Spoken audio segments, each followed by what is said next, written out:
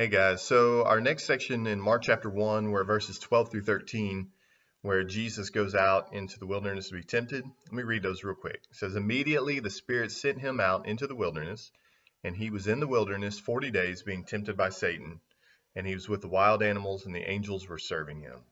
So Jesus was out in the wilderness for 40 days, and Mark doesn't mention this, but Matthew says that in that time period that he was fasting, so he wasn't eating during that time.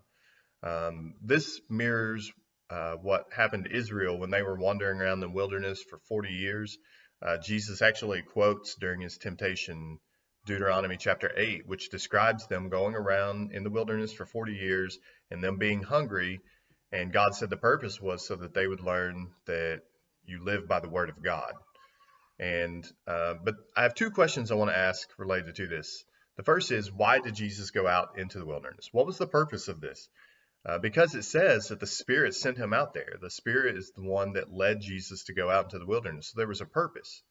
And that purpose is so that he would be tempted. And the reason that it's important for Jesus to be tempted here is to show how he is different than Israel. Israel wandered around for 40 years, and they were unfaithful to God during that time, even though God was showing them many miracles, evidences that he was caring for them. They were still unfaithful to him. But this shows that Jesus is different. Even when he is tempted to sin, Jesus resists that temptation. And so it shows that he is sinless. The second question I want to ask relates to that. Why does the sinlessness of Jesus matter? Why is this important for Mark to bring up as he begins telling the story about Jesus? I think there's two reasons. One, which Mark has already mentioned twice so far in the previous verses, is that Jesus is the Son of God. God is sinless, has never committed any sin, and Jesus as the Son of God is also completely sinless.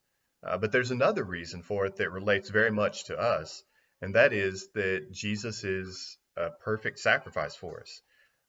When Jesus dies on the cross at the end of the Gospel of Mark, he dies as a completely perfect, sinless, innocent sacrifice. And for this reason, he's able to take our place, to be our substitute, to die for us so that we might have forgiveness. And that is what the gospel is. That's what the good news is, that the Son of God has become our substitute so that we can know God and so that we can be redeemed by God. So the purpose of this time period that Mark just covers in 2 verses here is to just show us that Jesus is sinless. He's the sinless Son of God, and he is the sinless sacrifice for our sins.